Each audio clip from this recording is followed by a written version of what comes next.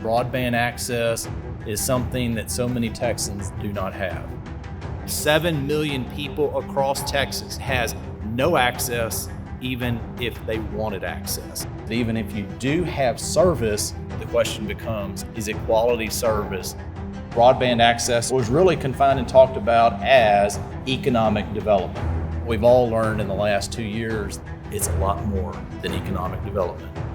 It's about telemedicine, it's about access to public education, higher education, it's individual economic opportunity.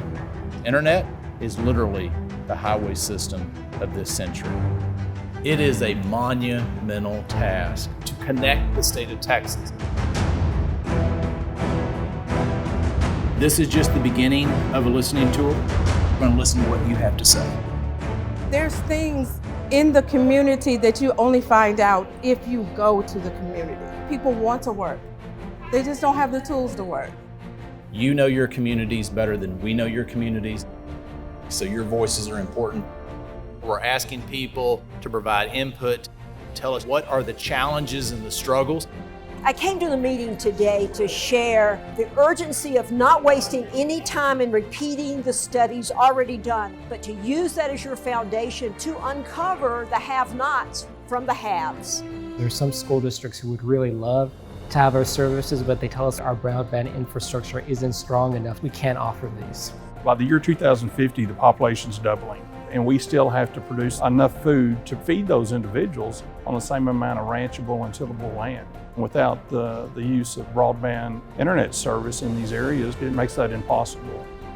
You will hear us talk a lot about partnerships, partnerships, partnerships. For all 254 counties, the 30 million people that live in Texas, it's going to take partnerships. They're hard work, but the end product is always better. What you call the neighborhood or the hood where I come from, early on in life, we had the same hardship as far as lack of access, lack of opportunity. Now being elected in the rural area and hearing how COVID-19 has stopped opportunities for kids going to school due to lack of internet. Life is just like a horseshoe. You come from two different sides, but it look the exact same. And so how do you move forward in bridging that gap?